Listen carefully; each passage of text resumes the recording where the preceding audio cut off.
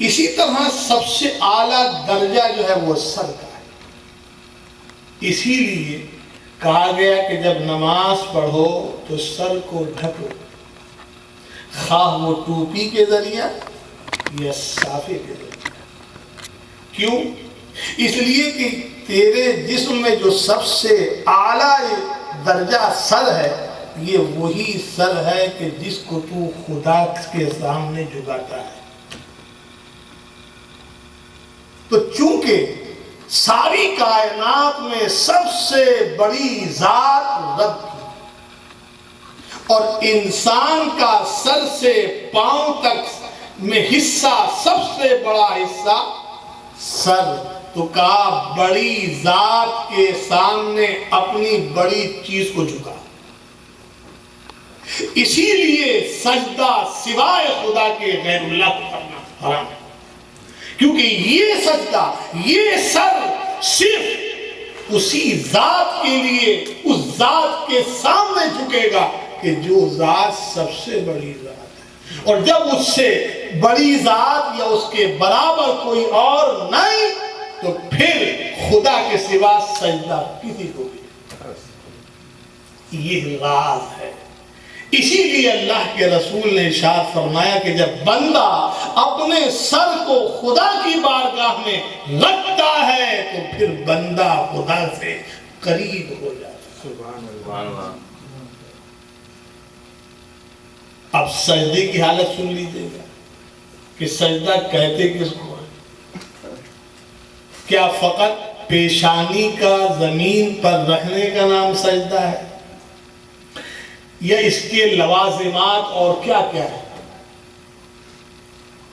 عام لوگ اس سے واقف نہیں، اسی لیے ان کا سجدہ نہیں ہو پاتا ہے، جس کی وجہ سے ان کی نماز باطل ہو جاتی ہے۔ تو سجدے کی ڈیفینیشن کیا ہے کہ پیشانی کو زمین پر رکھنے کا مطلب کیا ہے؟ کہتے ہیں پیشانی کا زمین پر جمنا سجدے کی حقیقت ہے، اور پاؤں کی ایک انگلی کا پیٹ لگنا شرط ہے۔ لیجیے صاحب، یعنی شریعت کہتی ہے کہ سجدہ اس وقت سجدہ قرار پائے گا کہ آپ کی پیشانی یہ حصہ زمین پر جمے، لگنا نہیں، جمنا۔ یعنی جمنے، دیکھیے لگنا اور جمنے میں فرق ہے۔ لگنے کا مطلب تو یہ ہے کہ یہ آپ نے حصہ ٹچ کر دیا ہے زمین سے، یہ ہوا لگنا۔ اور جمنا یہ ہے کہ اس حصے کو آپ نے زمین کے اوپر ایسا رکھ دیا کہ اس کا وزن اس زمین پر آ گیا، تو گویا یہ پیشانی اس کی وجہ سے دب گئی، یعنی جم گئی۔ یہ ہے جمنا، اور وہ ہے لگنا۔ بہت سے بھائی سجدے کی حالت میں ہم نے دیکھا ہے کہ وہ صرف زمین پر ٹچ کرتے ہیں، پیشانی کو جماتے نہیں، اسی لیے ان کی نماز واجب الاعادہ ہے، نماز نہیں ہوتی۔ تو ان کے لیے ضروری ہے کہ وہ پیشانی زمین پر جمے، اور جمنے کا مطلب ایک یہ بھی ہے کہ اس قدر اس زمین پر وہ جم گئی ہے کہ اگر پیچھے سے کوئی اور زور لگائے تو مزید اور نہ دبے۔ یہ ہے جمنے کا مطلب۔ یعنی سمجھ رہے ہیں بات کو آپ نے کہ آپ نے پیشانی کو جب زمین پر رکھ دیا تو ایسا جما دیا ہے کہ اوپر سے کوئی پریشر دے تو یہ اور نیچے نہیں جائے گی، ایسی جمی ہوئی ہے۔ یہ ہے جمنے کا مطلب۔ اور اگر کسی نے پریشر دیا اور وہ اور نیچے کو پیشانی چلی گئی تو اس کا مطلب یہ کہ آپ کی پیشانی زمین پر رکھی ہوئی تھی، جمی ہوئی نہیں تھی، اسی لیے جب پریشر والے نے پریشر دیا تو وہ اور نیچے کو چلی گئی۔ تو ایسی صورت میں آپ کی نماز نہیں ہوئی۔ تو یہ یاد رکھیے، جب سجدہ آپ کریں تو آپ کی پیشانی زمین پر خوب جم جانی چاہیے۔ ایسی جم جانی چاہیے کہ کوئی اوپر سے اور دباؤ دے تو مزید اور نہ دبے، اتنا۔ ساتھ ہی ساتھ ظاہر ہے کہ جب آپ پیشانی کو زمین پر جماتے ہیں تو پھر یہ ناک یہ بھی جمتی ہے، چونکہ اس پیشانی اور اس ناک کا تقریباً سائز ایک جیسا ہی ہے، بازو کی اس پیشانی کے مقابلے پہ ابھری ہوئی ہوتی ہے۔ تو جب آپ سجدہ کریں تو جہاں پیشانی کو جمائیں وہاں ناک کو بھی جمائیں، اور ناک کے جمانے کا مطلب یہی ہے کہ دیکھیے یہ حصہ جو ناک کے اندر ایک جس کو چبنی ہڈی بولتے ہیں، یہ ناک اتنی دبے کہ یہ چبنی ہڈی تک پہنچ جائے۔ فقط اگر یہ ناک کا اگلا حصہ زمین پر ٹچ ہے تو ایسے سجدہ نہیں ہو، بلکہ اس کے لیے ضروری ہے کہ یہ ناک کا بانسا، ہمارے ہاں بانسا بولا جاتا ہے اس ہڈی کو، کہ اتنا آپ جمائیں کہ یہ ہڈی تک جم جائے، یعنی اس ناک کی شکل یہ ہو جائے۔ اگر فقط اوپری حصے کو آپ نے رکھا، تھوڑا ٹچ کیا ہے زمین سے، تو ایسی صورت کے اندر سجدہ نہیں ہوگا۔ کیوں کہ جس طرح پیشانی کا جمنا ضروری ہے، اسی طرح اس ناک کا جمنا بھی ضروری ہے۔ تیسری چیز سجدے کے، کیونکہ جب آپ سجدہ کرتے ہیں تو آپ کی دونوں پاؤں کی جو 10 انگلیاں ہیں، بہت سے لوگوں کو دیکھا ہے کہ وہ آنکڑا ڈال لیتے ہیں سجدے کی حالت میں، سمجھ رہے ہیں؟ دیکھا ہوگا آپ نے، سجدے میں گئے تو ایک پاؤں یوں کر لیا اور ڈال لیا، جب اٹھے تو پھر سیدھے کر لیے، پھر گئے تو پھر آنکڑا ڈال لیا۔ کچھ لوگ ایسا بھی کرتے ہیں۔ کچھ لوگ ایسا بھی کرتے ہیں کہ جب سجدے میں جاتے ہیں تو یہ جو پاؤں کی انگلیاں ہیں، ان کا اگلا حصہ صرف ٹچ ہے زمین پر، یعنی یہ، تو اگر صرف اگلا حصہ ٹچ رہے گا ان کا نماز نہیں ہوگی۔ کیوں؟ اس لیے یاد رکھیے گا کہ حالت سجدہ میں پاؤں کی 10 انگلیوں میں سے ایک انگلی کا پیٹ زمین پر لگنا فرض ہے اور 3 کا لگنا واجب ہے اور 10 کا لگنا مستحب ہے۔ یعنی کیا مطلب کہ جب سجدے میں آپ جائیں تو یہ آپ کی انگلیاں ہیں نا پاؤں، یہ حصہ پیٹ کہلاتا ہے انگلی کا، اور یہ حصہ پیٹھ کہلاتا ہے انگلی کی، پیٹھ، اور یہ انگلی کا پیٹ۔ تو جب آپ سجدے میں جائیں تو پاؤں کی 10 انگلیوں کا پیٹ زمین پر لگنا ضروری ہے، یعنی وہ شکل کیا بنی؟ یہ۔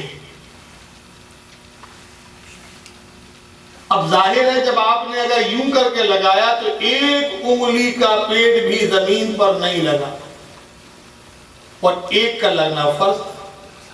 تو جب فرض ثابت ہوا تو سجدہ نہیں پایا گیا، جب سجدہ فرض تھا نماز نہیں پائی جائے گی۔ اور 3 کا لگنا واجب ہے، اور واجب کا مطلب یہ ہے کہ جو چیز واجب ہوتی ہے اگر اس کو جان بوجھ کے ترک کیا جائے تب تو نماز واجب الیادا ہے، اگر وہ چیز بھول کر کے چھوٹ گئی تب اس کے لیے سجدہ سہو لازم ہوتا ہے۔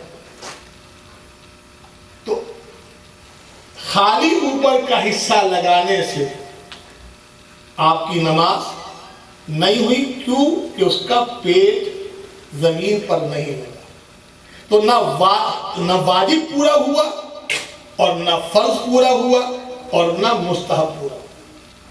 اس لیے میرے دوستو یہ ضروری ہے کہ آپ حضرات رکوع اور سجدے کے اندر اس چیز کا خاص خیال رکھیں کہ جب سجدے میں جائیں تو پیشانی اور ناک زمین پر خوب جمی ہوئی ہو، اور آپ کی باموں کی 10 انگلیوں کا پیٹ زمین پر خوب لگا ہونا چاہیے، اس طرح انگلیوں کا شیپ یوں ہونا چاہیے۔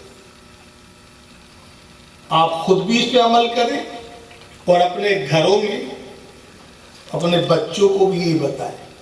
لیکن یاد رکھیے ذرا سا کہ یہاں سجدے کی چونکہ بات آ گئی ہے، یہاں سجدے کے اندر مرد کے اور عورت کے سجدے میں تھوڑا سا فرق ہے۔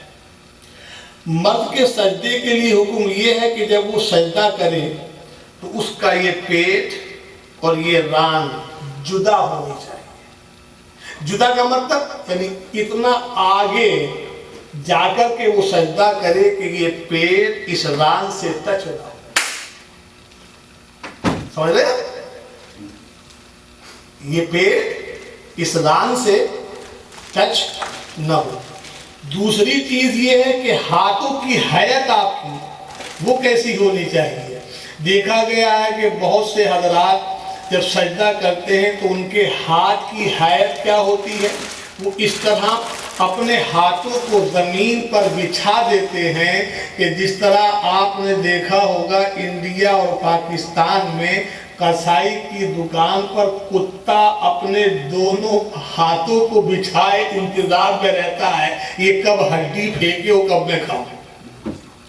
اس کی حیت کو دیکھا آپ نے، وہ اپنے دونوں ہاتھوں کو کس طرح بچھائے ہوئے ہوتا ہے۔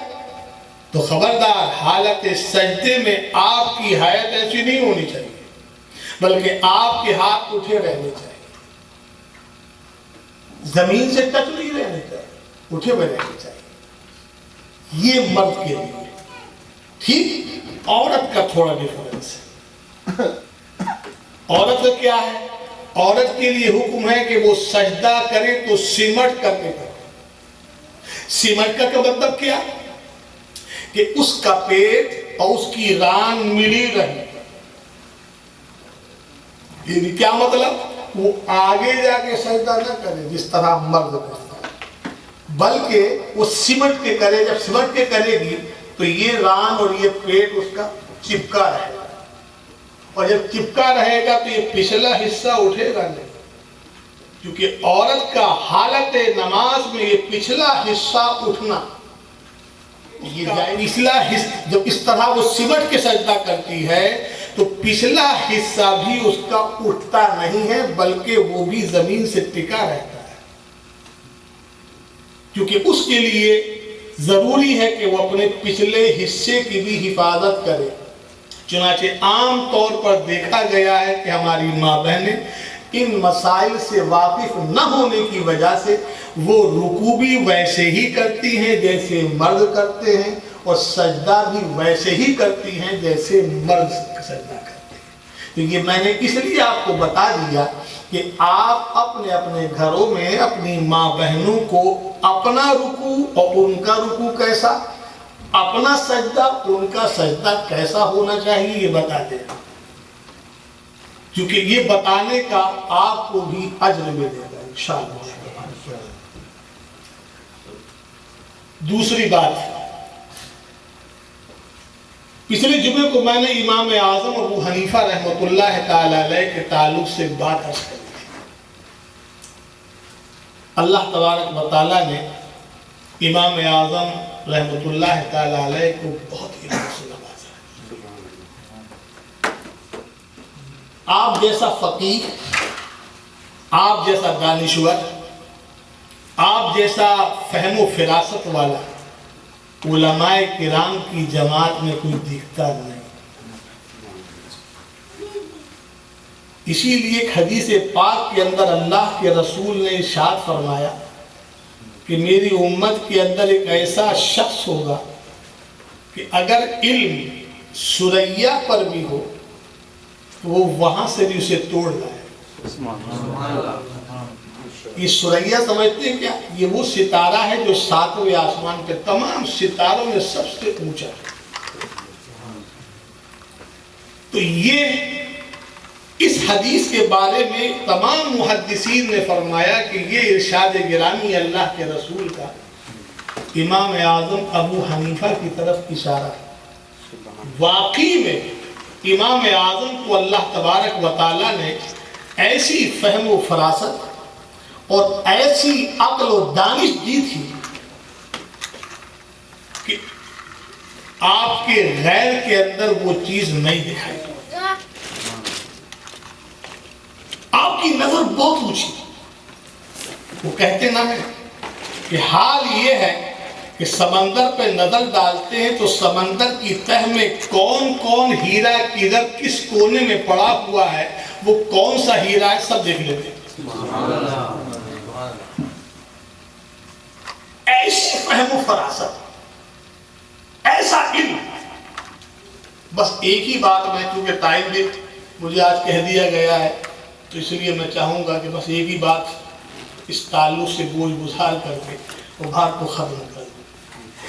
آؤ میں آپ کو بتاؤں کہ امام اعظم کی فہم و فراست، عقل کیسی تھی. ان کے استاد ہیں حضرت حماد. کن کے؟ امام اعظم. حضرت حماد کے پاس ایک شخص پہنچتا ہے، کہتا ہے حضرت میری قسم ٹوٹ گئی، کفارہ ہے. حضرت حماد نے پوچھا کیسے ٹوٹ گئی، کیا تو نے قسم کھائی تھی؟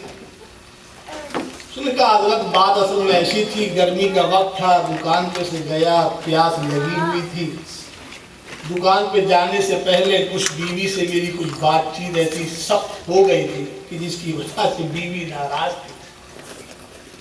جب میں دکان سے لوٹا میں نے اس سے پانی مانگا. ہاں میں نے اس کو آواز دی، اس نے کوئی جواب نہیں. دوسری مرتبہ آواز دی، اس نے کوئی جواب نہیں. تو حضور میں نے قسم کھائی کہ قسم خدا کی جب تک تو مجھ سے بات نہیں کرے گی میں بات نہیں کروں. یہ قسم کھائی.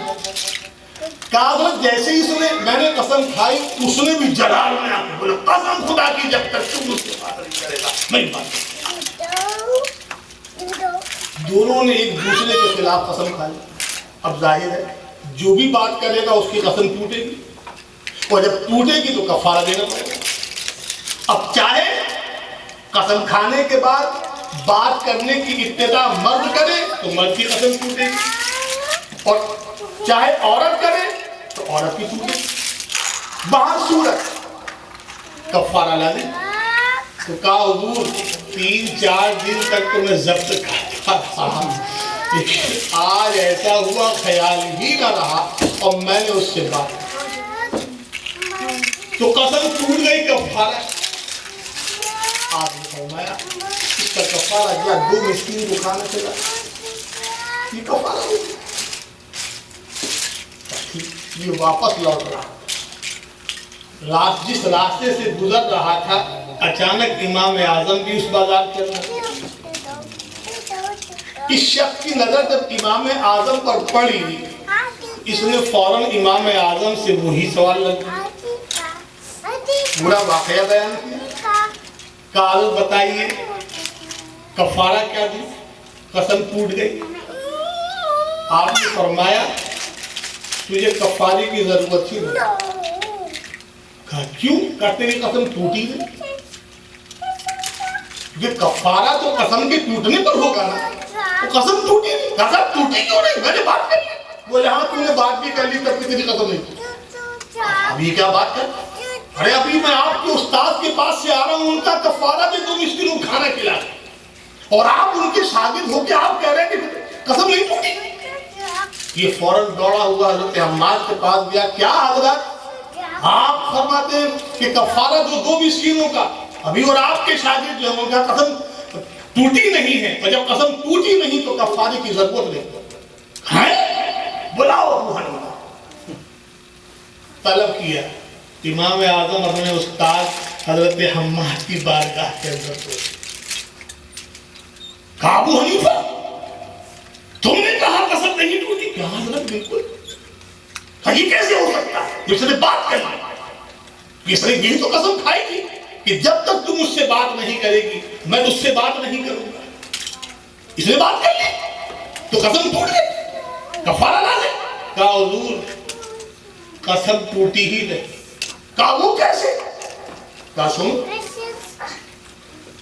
का अदालत, सीधी सी बात, इसने पहले कसम खाई थी, और कीजिएगा जरा सा, इसने पहले कसम खाई थी क्या, जब तक तू मुझसे बात नहीं करेगी मैं तुझसे बात नहीं करूंगा। ये भाई की ना पलट के उसने भी यही कहा ना, तो इसकी कसम खाने के बाद जो उसने कसम खाई तो बात तो हो गई ना, और जब बात हो गई तो अब जो इसने बात की कसम इसकी टूटी ना, और जब कसम टूटी नहीं तो कफारा कैसा। इमाम आजम के इस जवाब को सुनने के बाद आपके उस्ताद हजरत हम्माद ने क्या इरशाद फरमाया, फरमाते हैं नहनुल अत्तारून व अंतुमुल अतिब्बा, ऐ अबू हनीफा मैं तो पुड़िया बांधने वाला हूं, तू दवा देने वाला। मैं पुड़िया बांधने वाला हूं और तू दवा देने वाला। ये तो मेरा, यहां तक तो मेरा ज़हन पहुंचे, बात बिल्कुल मालूम। तो ये है इमाम आजम अबू हनीफा रहमतुल्लाह।